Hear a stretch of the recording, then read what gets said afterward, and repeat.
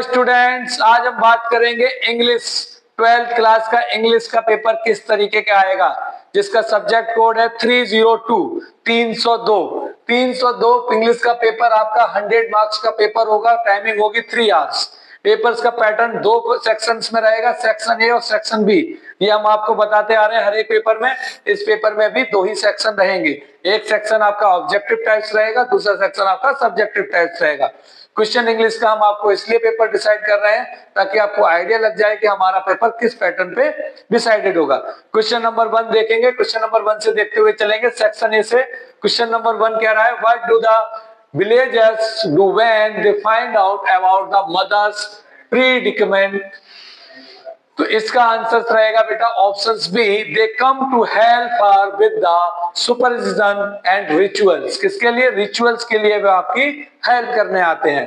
The answer is question number 2, what quality does the poet desire for the word in the poem? ऐसी कौन सी quality है जो poet word की बता रहा है, किसमें? अपने पोएम में, यानी कि अपनी कविता के माध्यम से कवि क्या बताना चाह रहा है? दैट इज अ फियरलेसनेस, यानी कि निर्भयता, निडर होना। ये आपको पोएम में बताया गया है। Answer the following question. 3 questions दिए गए हैं 1 मार्क्स के। आपको 3 क्वेश्चंस के आंसर देने हैं। पहला क्वेश्चन पूछा गया, what does the grandmother house symbolise in the poem? यानी कि ये ग्रैंड मदर वाली पोएम से आपको क्वेश्चन पूछा गया कि उसके हर का जो हाउस जो है उसका सिंबलाइज किस चीज के लिए शो करता था। तो पोएम के अंदर क्या था? लव, कंफर्ट, इमोशनल, इन सब चीजों को वो दिखा रहा था। दूसरा, two road symbolise in the poem, यानी द रोड नॉट टेकन, उस वाले सेक्शन से लिया गया है। इसके बारे में हमें बताना है। What does the phrase chasing from after the broken dreams implies the poem where the mind is without fear? ये आपका क्वेश्चन 3rd है। एक एक नंबर के ये 3 क्वेश्चंस है। नेक्स्ट क्वेश्चन नंबर 3 है, इसमें हमें दिया गया है एक पैराग्राफ जिसको हमें आइडेंटिफाई करना है। उसके बाद उसके क्वेश्चंस की ये ट्रू होंगे या फॉल्स। हम पैराग्राफ को इजीली रीड कर लेंगे बड़े ध्यान से, केयरफुली, जिससे कि हम आंसर इजीली दे सकें। पहला क्वेश्चन पूछा गया इसमें, final purpose of the drug abuse treatment is to enable patient to give up the drugs forever. उसको लगातार ड्रग्स नहीं देने चाहिए, ड्रग्स इनेबल को, तो उसका आंसर होगा true. The patients believe that drug abuse treatment is effective, that is called the true. बिल्कुल अफेक्टेड रहता है। Drug abuse is accepted in society, society कभी भी एक्सेप्ट नहीं करती है, that is called the false. Next question हमें दिया गया, मैचिंग दी गई है, match the columns with reference to if I were you. ये कोई चैप्टर का नाम है इफ आई वर यू, यदि मैं तुम होता। ठीक है, इससे रिलेटेड हमें ये 4 पॉइंट दिए गए हैं, इसकी मैचिंग दी गई है। ये मैचिंग हमने करेक्ट करके यहाँ पे आंसर्स मेंशन किया है। पहले का बी, दूसरे का ए, तीसरे का डी और चौथे का सी। ये आप चेक कर सकते हो। ठीक है, इस तरीके का ही क्वेश्चन आएगा, किसी भी एक चैप्टर से दिया जाएगा और उसकी हमें मैचिंग्स पूछी जा सकती है। चूज द करेक्ट अल्टरनेटिव्स, हमें इसके अल्टरनेटिव्स बताने हैं। What does the father want for his son? एक पिता अपने बेटे के लिए क्या चाहता है? लाइफ ऑफ इंडिपेंडेंस, यानी कि आजादी चाहता है, उसका जीवन वो आजादी के साथ जी सके। What happened to Baldev in the tunnel? Tunnel में बलदेव के साथ क्या हुआ? बलदेव के साथ क्या हुआ था बेटा? टाइगर ने अटैक किया था। ठीक है, नेक्स्ट है section B, non prescribe text. हमें एक टेक्स्ट दिया गया है, इस टेक्स्ट से रिलेटेड हमें क्वेश्चंस पूछे गए हैं। ठीक है, हम इस टेक्स्ट को केयरफुली रीड करेंगे। रीड करने के बाद जो हमें यहाँ क्वेश्चंस दिए गए हम वो इजीली इसमें से फाइंड आउट करके लिख सकते हैं। यानी कि हमें एक कंप्रिहेंशन पार्ट दिया जाएगा फॉर द चैप्टर्स टाइप और एक दिया जाएगा हमें पोएम का, जिसमें से हमें चूज करके आंसर लिखने होंगे। नेक्स्ट क्वेश्चन नंबर 7 लिखा है, choose the correct alternatives. Greenfield park is located in, किस जगह लोकेटेड है? Westling area. हमें इसमें से ऑप्शंस में से सिलेक्ट करना है। The pond in the park is home to, ये क्या लिखा हुआ है? डक। घर में तालाब किसका पार्क बन जाता है? बतखों का। What does the community organise to deal with litter in the park? क्या करती है कम्युनिटी? क्लीन अप डेज, उनको क्लीन अप करती है। ठीक है, आंसर्स लिखे हुए हैं यहाँ पे। हमने क्वेश्चन नंबर 8 में भी हमें देखिए एक पैसेज दिया गया है, इस पैसेज को रीड करके हमें ट्रू और फॉल्स को आइडेंटिफाई करना है। Mount Everest is located entirely इन नेपाल, गलत, वैसे भी नेपाल के बाहर है, नेपाल के अंदर नहीं आता है। इस तरीके से हमें ये क्वेश्चंस दिए गए हैं, हमें पैराग्राफ पहले रीड करना है फिर क्वेश्चंस। यानी कि इंग्लिश का पेपर हमारा सेक्शंस कई सारे हो सकते हैं। इंग्लिश के पेपर में हमारा सेक्शन सी आ गया। अब सेक्शन सी में हमें ग्रामर पार्ट मिलेगा, जिसमें कि हमें ग्रामेटिकली चीजों को सॉल्व करना है। ही इज कैपेबल ऑफ, अब यहाँ पे सॉल्व वर्ड लिखा हुआ है, इसका एग्जैक्ट वर्ड क्या होगा? ही इज कैपेबल, यानी कि ये प्रेजेंट टेंस में आ रहा है, तो जाहिर सी बात है कि प्रेजेंट कंटिन्यूअस टेंस है, capable of complex mathematical problems, तो यहाँ पे बेटा आईएनजी कनेक्ट हो जाएगा, तो क्या हो जाएगा? He is capable of solving. ठीक है, नेक्स्ट क्वेश्चन दिया गया while I, fill in the blanks दिया गया, ऑप्शन दिया गया walk through the mall I saw an old friend, हम मॉल में घूम रहे थे, हमने किसको देखा? अपने पुराने दोस्त को। हम मॉल में क्या कर रहे थे? घूम रहे थे, तो रहा, रही, रहे, जहां भी आता है वहां पे क्या हो जाता है? आई एन जी, तो I walking through the mall. She always forget to bring her book to class, वो हमेशा अपनी बुक्स, अब बुक्स के लिए क्या लगेगा बेटा? फॉरगेट्स, भूल जाता है, तो जाता है, जाती है, तो एस या ईएस लगेगा ता और टी के साथ, तो यहाँ हो जाएगा फॉरगेट्स। ठीक है, थोड़े ग्रामेटिकल ये पार्ट्स को अगर आप देख लोगे तो बहुत आसान रहेगा, इजी रहेगा। Next question number 10, choose the correct alternatives. Alternative हमें बताने, यानी कि ऑब्जेक्टिव टाइप्स में फिर in the sentence it is important to respect the rules, to respect is an, respect का मतलब क्या है? इनफाइनेटिव, बिल्कुल करेक्ट। ठीक है ना। नेक्स्ट क्वेश्चन लिखा होगा which of the following sentence contain a non finite verb, कौन सा ऐसा सेंटेंस है जो नॉन फाइनाइट वर्ड को यूज कर रहा है? She loves swimming in the ocean, बिल्कुल सही, यही है। He play football every weekend, ये हो सकता है, पॉसिबल है। They are going to the market, ये भी पॉसिबल है। We watched the sunset yesterday, बिल्कुल। लेकिन she loves swimming in ocean, समंदर में तैरना उसे पसंद है, तो ये कैसा हो गया बेटा? नॉन फाइनाइट वर्ब हो गया। ठीक है, नेक्स्ट क्वेश्चन है इन the sentence jogging every morning keeps me healthy, jogging क्या है? जॉगिंग क्या है? जॉगिंग बेटा यहाँ पे होगा गिरंट। ठीक है, क्योंकि ये हमें क्या है कि एक ऐसा शब्द है जो उससे जुड़ा हुआ है, जो हमें बता रहा है हमारी बेनिफिशियली थिंग्स को।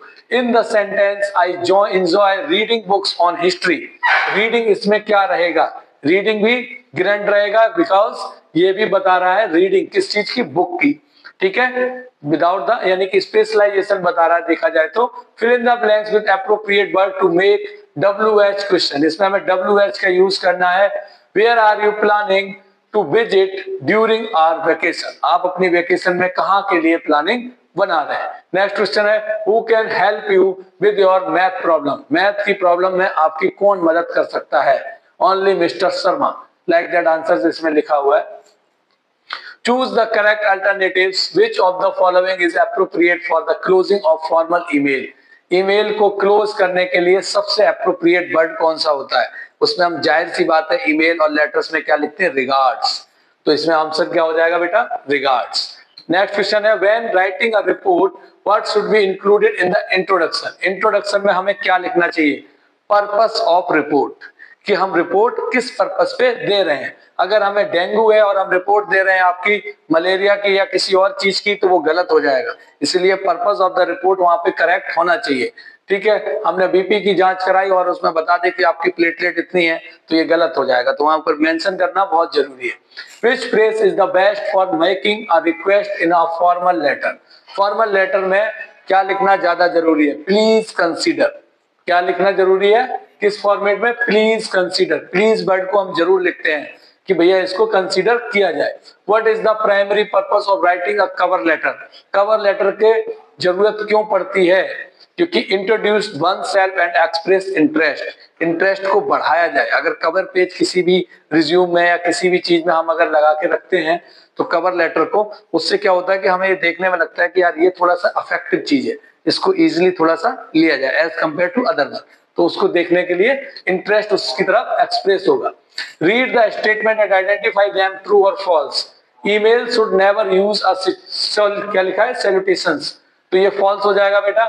Introduction of a report should state it's purpose clearly, यानी कि रिपोर्ट का बिल्कुल ही क्लियरली होना चाहिए। बारंबार एक ही बात आ रही थी, पीछे भी ये क्वेश्चन आया था। कॉन्ट्रैक्शंस लाइक कांट और won't are encouraged in formal writing, गलत, ये तो होने ही नहीं चाहिए, तो कभी भी फॉर्मल राइटिंग को इनकरेज नहीं करेंगे। In a resume it is acceptable to include personal hobbies, बिल्कुल रिज्यूम के अंदर हम अपनी पर्सनल हॉबीज को जरूर डालते हैं। ठीक है, answer the following question in one और two words, What type of letter often seeks information or clarification? That is type of inquiry letter. ठीक है. What term describe a list of persons qualification and experiences? Qualification और experience किस में हम describe करते हैं? Resumes में. Section E. Section E for the English for receptionist, यानी कि ऑप्शनल वाला पार्ट है बेटा. जो हमारे पास ईएसपी वाला सेक्शन आता है, ईएसपी और रिसेप्शनिस्ट, उसमें से हमें एक ऑप्शन करना रहता है. तो ये ऑप्शनल वाला पार्ट है. ऑप्शन 1 ऑप्शन 2 में से एक करना रहेगा. What is the essential skill for the receptionist? Receptionist के लिए कौन सी स्किल एसेंशियल है? Excellent communication skills. 16 what information should be gather from visitors when they arrive? Visitor जब कोई आता है तो उसके लिए क्या इंफॉर्मेशन जरूरी है?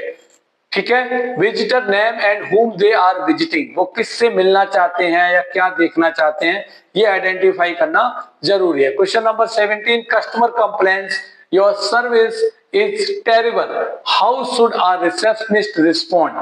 एक रिसेप्शनिस्ट को कैसे रिस्पॉन्ड करना चाहिए? तो I apologise for it inconvenience, हमें खेद है कि आपको असुविधा हुई. आप देखते होंगे कस्टमर केयर का कॉल आता होगा, अगर आप किसी चीज के लिए उनको बोलते हैं कि हम इससे परेशान हो रहे हैं, तो बोलते हैं कि सर आई अप्लाइज, है ना. तो वो वर्ड आपको यहाँ पे यूज करना पड़ेगा एज ए रिसेप्शनिस्ट. ठीक है. Question number 18 put the following step in order when a visitor arrive at the reception desk. Reception desk पे अगर कोई आता है तो हमें इसको रीअरेंज करना है. सबसे पहले हम विजिटर का वेलकम करेंगे, देन आफ्टर उससे हम विजिटर का नाम पूछेंगे, उसका अपॉइंटमेंट शेड्यूल पूछेंगे और उस पर्सन को मीटिंग के लिए नोटिफाई करेंगे कि भाई साहब आपकी मीटिंग कितने बजे की थी या कितने बजे है, या आपकी चालू हो गई है तो आपको कैसे जाना है. ठीक है. What is the common error to avoid when calling out number on the phone? हमें कौन सी एरर को अवॉइड करना चाहिए? Rushing through numbers. Part B, section A का पार्ट बी प्रिस्क्राइब टेक्स्ट, यानी कि हमें टेक्स्ट, अब हमें पार्ट ए और पार्ट बी हो गया, तो पार्ट बी में हमें क्या करना है? अब हमें टेक्स्ट में लिखना है. तो हमारे पास बुक से रिलेटेड क्वेश्चंस होंगे. Answer any one of the following question. What does Tagore mean by the head is held high in the poem where the mind is without fear? Mind without fear कहाँ से रहेगा?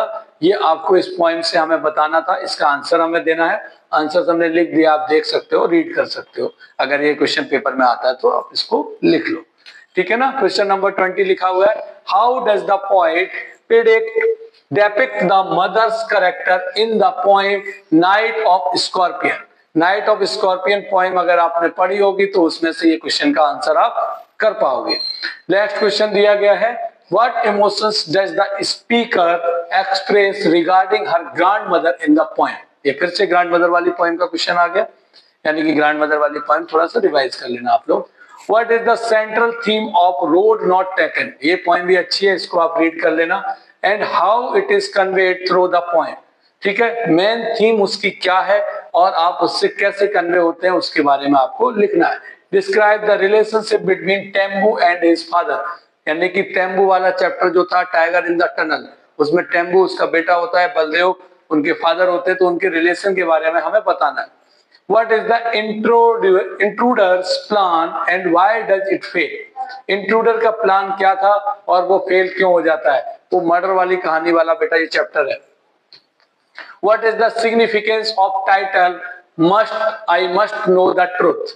मैं truth को जानना चाहता हूं, ये हमारे लिए जरूरी है. इसको आपको आंसर लिखना है. Section B non prescribe text, इसमें हमें एक पैराग्राफ दिया गया है बेटा. पैराग्राफ जो दिया गया है, इस पैराग्राफ को रीड करना है और इस पैराग्राफ से हमें जुड़े हुए क्वेश्चंस के आंसर्स देने हैं.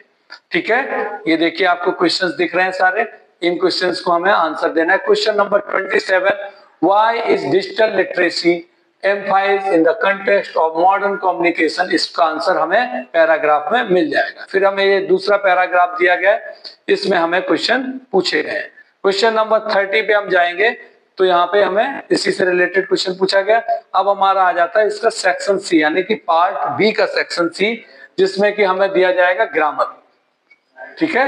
हमें इसमें फिल इन द ब्लैंक्स दिए गए हैं, इसको हमें ब्रैकेट्स में एज यूजुअली भरना है. क्वेश्चन नंबर इसमें आएगा सेक्शन डी. सेक्शन डी ये चैप्टर थोड़ा सा 32 में हमें मिल रहा है, डायरेक्ट इनडायरेक्ट इसके बारे में लिखना था. अब हमारा आ जाएगा राइटिंग स्किल्स पोएम वाला. ठीक है, फिर से हमें एक पैराग्राफ दे दिया गया है, इस पैराग्राफ को हमें रीड करना है और इसकी हमें समरी लिखनी है शॉर्ट फॉर्म में। किसमें लिखनी है? शॉर्ट में। ठीक है, समरी लिखनी है, यानी कि इसको हम बोलते हैं बेटा नोट मेकिंग टाइप में। तो ठीक है, उसको हमें यहाँ पे यूज करना है। तो नोट मेकिंग लिखने को मिल सकती है, describe your experience celebrating the festival on Diwali. ये हमें क्या है? ऐसे है, यानी कि 2 नंबर में, यानी कि शॉर्ट नोट लिखने को बोला गया है, तो शॉर्ट नोट हमें यहाँ पे लिखना है। नेक्स्ट क्वेश्चन हमें दिया गया, attempt any one of the following questions. इनमें से किसी एक क्वेश्चन के बारे में लिखना है। You are Lakshmi, a residence of Silver Oak Mumbai. You are deeply concern over the plastic waste, यानी कि प्लास्टिक वेस्ट के ऊपर हमें एक लेटर लिखना है। किसके ऊपर लिखना है? प्लास्टिक वेस्ट के बारे में हमें लेटर लिखना है।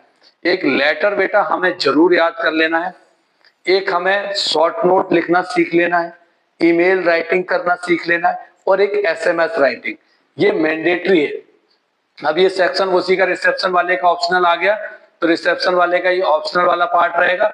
उसके बाद देखिए यहाँ पे हमें दिया गया है कि हम ऐसे रिसेप्शनिस्ट, क्योंकि एक ईएसपी सेक्शन एक रिसेप्शनिस्ट है, तो इसमें से हमें मैसेज इस तरीके से लिखना है। ठीक है, क्वेश्चन पेपर आपको समझ आ गया होगा। बेसिकली आपका पेपर इस तरीके का आएगा और इस पेपर को आपको पूरा पेपर करके आना है हर हाल में, क्योंकि आपने इस बार अपने को बेहतर से बेहतर मार्क्स गेन करने हैं। कोई डाउट हो, कोई दिक्कत हो, हम आपके साथ जुड़े हुए हैं। Wish you all the best. जय हिंद, जय भारत।